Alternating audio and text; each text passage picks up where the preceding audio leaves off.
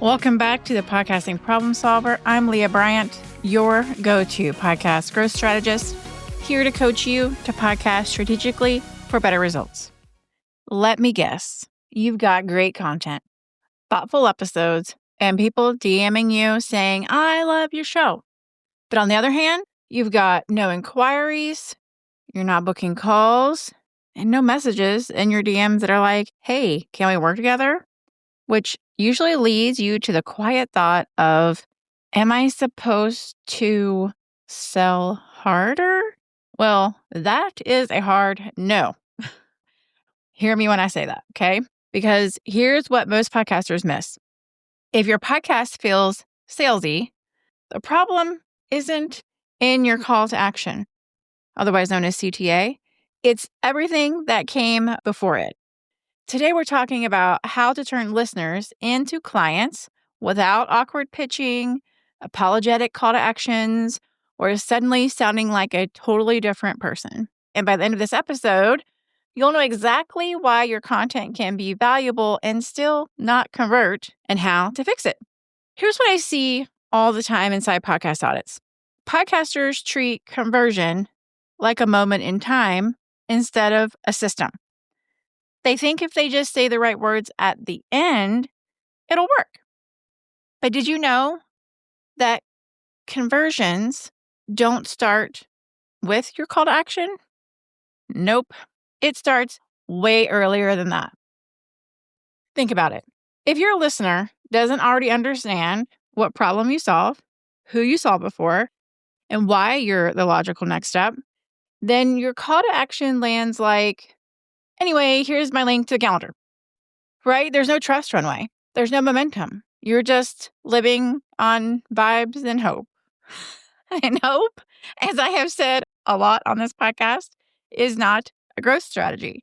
Can you still have hope? Of course, but we're not going to rely on that as our strategy.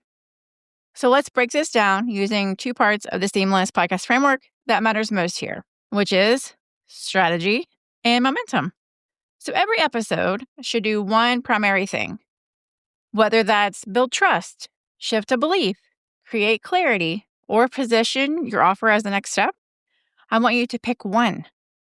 Because if you don't decide the job ahead of time, your listener won't know what to do next, even if they like you. Before you hit record, ask yourself, what do I want someone to understand differently by the end of this episode? That, my friend, is strategic communication. Now, here's where most podcasters think they're being clear, but in actuality, they're really not. They'll say, oh, I help coaches grow their business. Okay, fabulous. Which part of their business? Is it marketing? Is it sales? Is it mindset? Is it operations? Is it all of it? Because when you try to solve everything, you end up solving nothing very clearly. Here's a quick test I want you to do. Pull up your last 5 episode titles and ask yourself, do all of these point to the same core problem, or are you bouncing between like time management one week, marketing strategy the next, and then mindset and then systems? If a listener can't tell what your show is fundamentally about after 3 episodes, you've got a clarity issue. Yes. And this matters for conversion because people don't hire generalists. They hire specialists who deeply understand their very specific problem. So when you're planning your next episode, I want you to ask yourself, does this connect to the one problem I'm known for solving?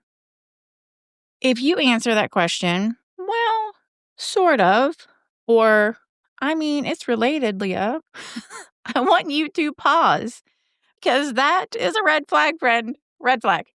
Your content can be varied and still be focused. So, for example, a fitness coach can talk about nutrition, workouts, recovery, and mindset, as long as it all ladders up to the same outcome their clients want. The problem typically is lack of a clear through line, okay? So let's go deeper on one of those jobs an episode can do. Let's say shifting a belief, because this is the one that really moves the needle for conversion. Think about the last person who hired you. What did they believe about their situation before they worked with you? And what did they need to believe instead before they were ready to say yes? Because that gap, that's where your content lives. For example, say you're a fitness coach.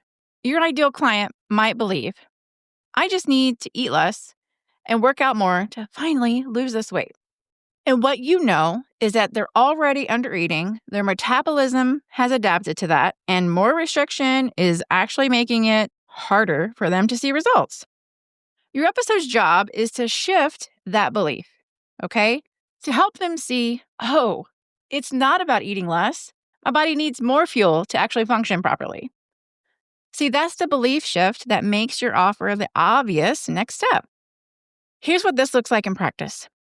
You don't just teach what to do, okay? You explain why the thing they're currently doing isn't working with empathy, with specificity, and with real examples.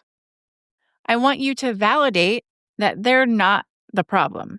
They just have incomplete information. And then you offer the new belief, the reframe, the thing that makes them go, wait, I've been thinking about this all wrong. And when you do that well, the call to action almost writes itself because they've just realized they need help thinking differently about this problem, and you're the one who showed them how. And that's strategic content that converts. Yes, which we all want that, right? Now, here's where podcasters get nervous. They think, if I mention my offer again, people are going to get annoyed. Really? Are you sure about that? Because clarity requires repetition. Your listeners don't hear your episodes back to back like you do. They dip in, they multitask, they forget. Momentum is built when your message is consistent over time. The same problem, the same positioning, the same solution. That's when the call to action starts to feel obvious instead of salesy.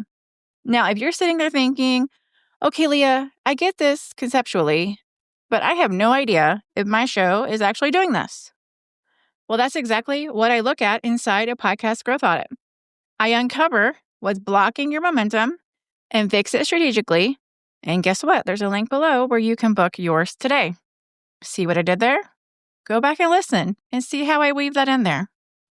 Now, let's talk about something that most podcasters get wrong. And that is where the call to action actually goes.